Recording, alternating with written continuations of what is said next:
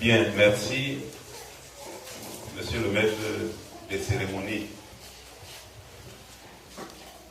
Monsieur le délégué du gouvernement auprès de la communauté urbaine de Gaoundéré, Monsieur le délégué départemental des affaires sociales pour la VINA, Messieurs les responsables des œuvres privées, sociales, ONG et associations d'encadrement des personnes sociales vulnérables, autorités religieuses et traditionnelles, chers bénéficiaires, chers participants, merci d'être là ce matin dans le cadre de cette belle cérémonie que l'association La Foi et les œuvres organise à l'effet de donner un certain nombre de dons aux personnes vulnérables dans notre société. Je voudrais, avant toute chose, vous adresser les excuses de Monsieur le préfet du département de la VINA, qui a tenu à être présent à cette cérémonie, mais qui est retenu à cause d'autres obligations plus pressantes. Il m'a chargé de vous dire son bonjour.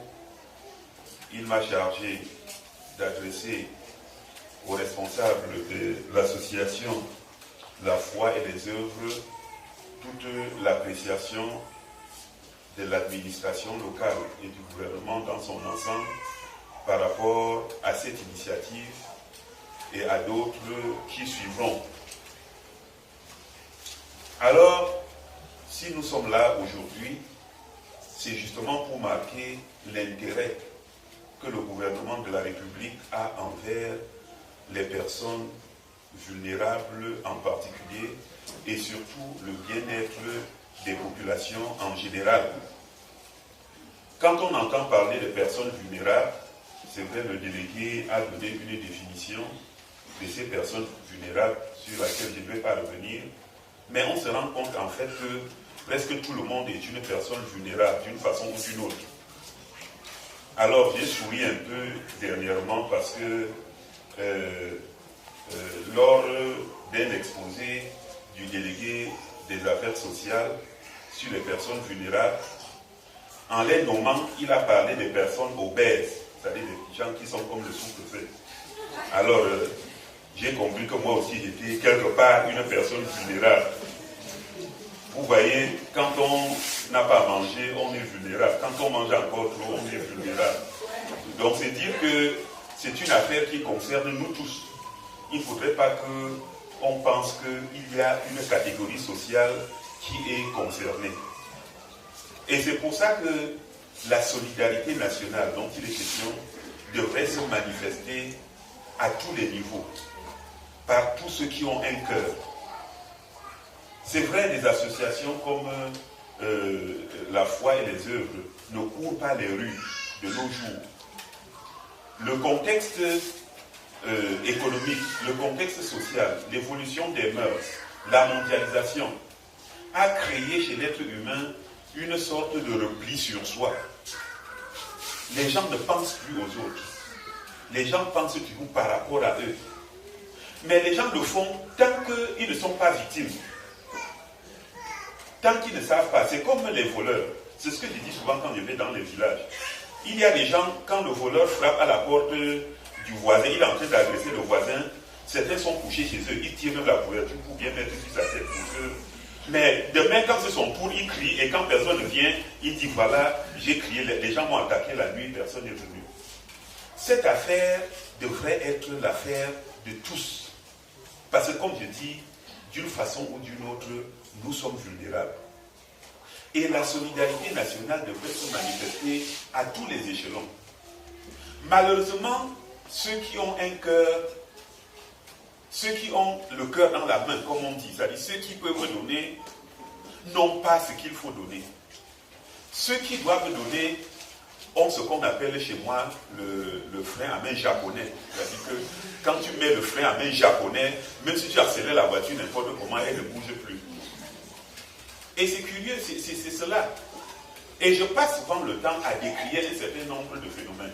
Pendant qu'il y a nécessité quelque part, la réelle nécessité, nous mettons souvent de l'argent dans des choses qui sont secondaires. Je prends une pratique locale. Je n'ai rien contre les griots.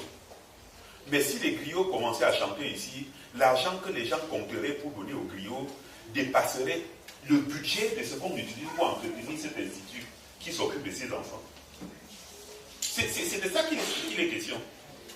Je dis bien, je n'ai rien contre les griots. Mais est-ce que une école comme celle-ci devrait manquer de moyens dans une ville où, quand on appelle un chanteur qui vient de Guinée, ou bien un musicien parce qu'il s'est un peu torpillé sur une scène pendant 5 minutes, on porte des millions de francs pour le décorer, comme on dit. C'est pas sérieux. Donc, la solidarité ne devrait pas être seulement l'affaire de ceux qui pensent que leur semblable a besoin d'eux, mais l'affaire de tous. J'en appelle donc à ceux à qui Dieu a donné un peu. Ce n'est pas pour vous. Vous n'êtes que les transitaires. Ceux qui ont les biens là, je leur dis ça, ce n'est pas votre bien. Quelqu'un vous a donné pour le partager. Et malheureusement, les gens cassent la chaîne. Ça arrive chez eux et quand ça arrive, quand ça arrête, ça bloque. Ça ne continue plus. Ça devrait continuer.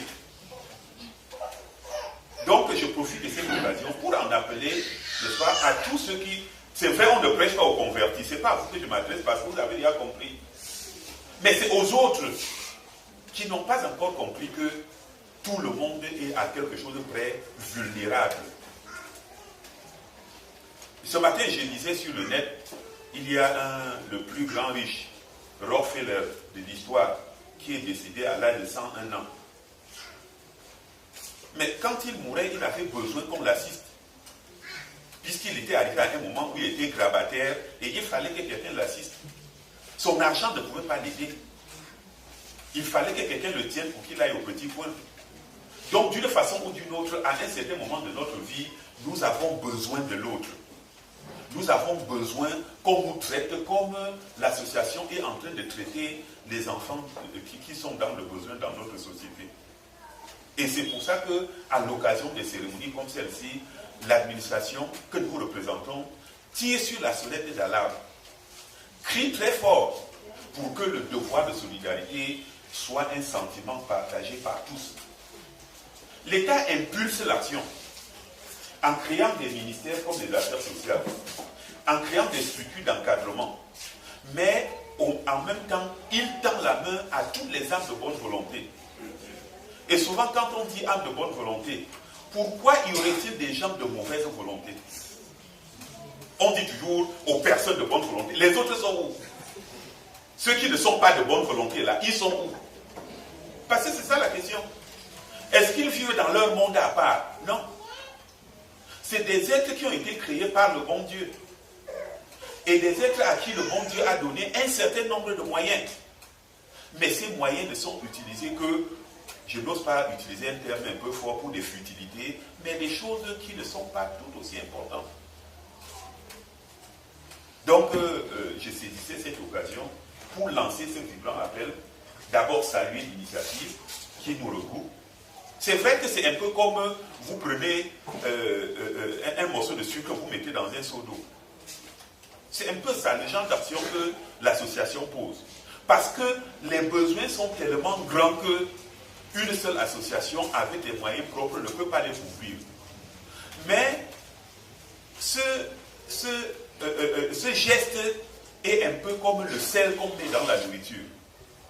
Parce que pour que la nourriture ait de la saveur, il ne faut pas nécessairement mettre une tonne de sel, il faut en mettre un peu. Et il faudrait encore quelques actions d'éclat comme ça pour réveiller les autres. Pour réveiller les autres. Pour dire aux autres que non. Parce que j'aurais bien voulu qu'on montre, n'est-ce pas, cette cérémonie. N'est-ce pas? Il y a des gens qui, à eux seuls, leur penderie dans leur maison, les habits qui pourrissent là-bas. N'est-ce pas? On peut organiser une cérémonie comme celle-ci, 20, 30. Allez regarder dans leur penderie. On peut organiser 30 cérémonies comme celle-ci. Et ce n'est pas loin d'ici, hein. C'est derrière les murs qui ont 10 mètres. Vous voyez quelqu'un qui construit la maison, il fait son mur qui a 10 mètres. Il cache quoi? Quand je vois quelqu'un dans un mur, la hauteur c'est 10 mètres. C'est pour cacher quoi? Je ne comprends pas.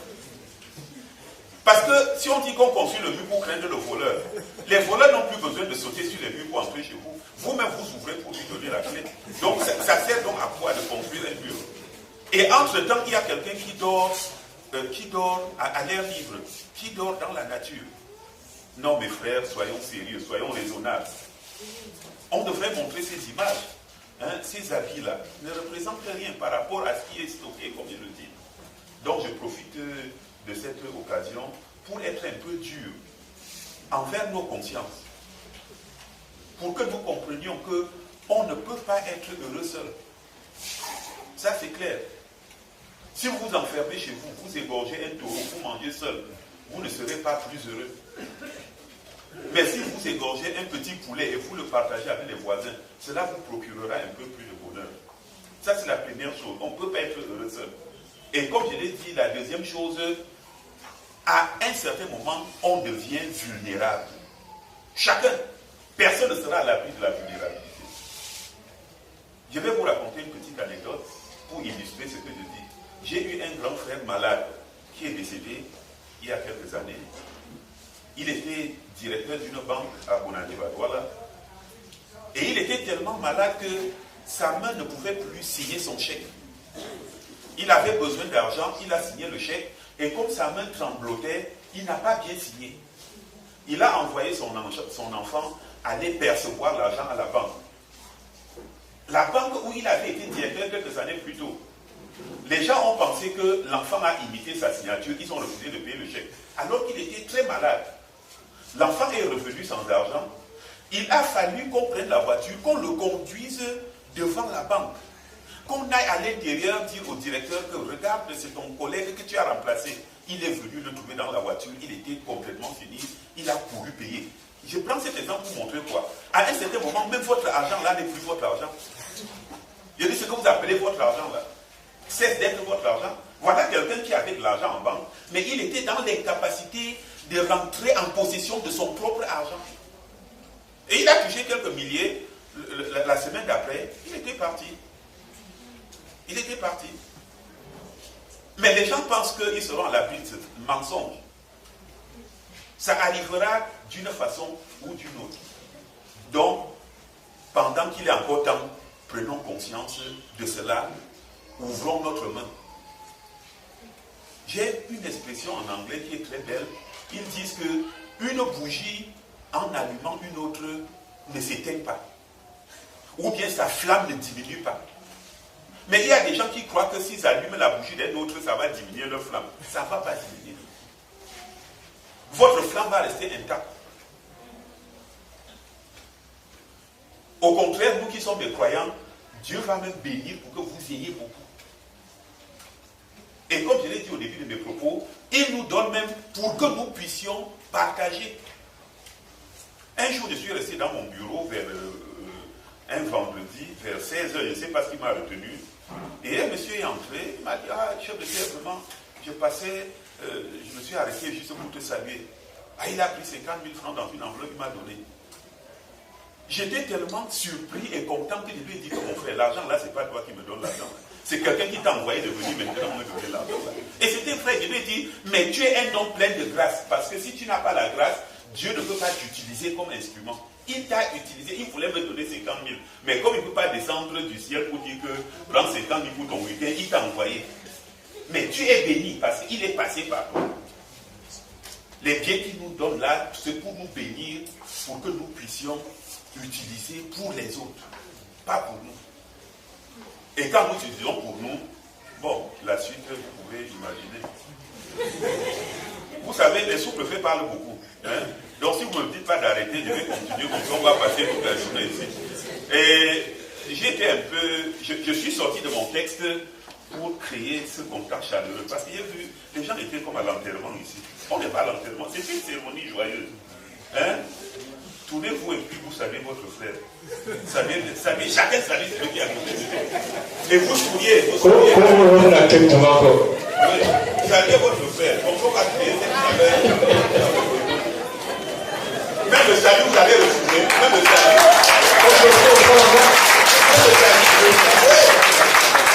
Les gens croient qu'en saluant leur même ça va pas saluer. Même le sourire là, le sourire. Les personnes vulnérables, le sourire leur. Quand vous rencontrez quelqu'un qui est dans le besoin, même si vous ne lui donnez rien, saluez-le en souriant. C'est quelque chose. Donc mes frères et sœurs, merci d'être là d'une fois de plus ce matin. Acceptez les excuses de monsieur le préfet. Merci à l'association. Que Dieu vous bénisse. Qu'il vous donne davantage pour que vous puissiez donner aux autres. Qu'il ouvre le cœur des autres pour que la solidarité nationale, pour que l'amour du prochain entre dans le cœur des hommes.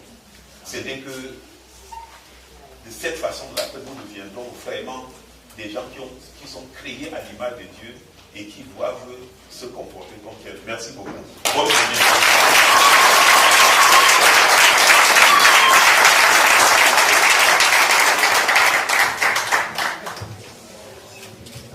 Nous sommes honorés. Nous allons avec la présentation et remise des dons.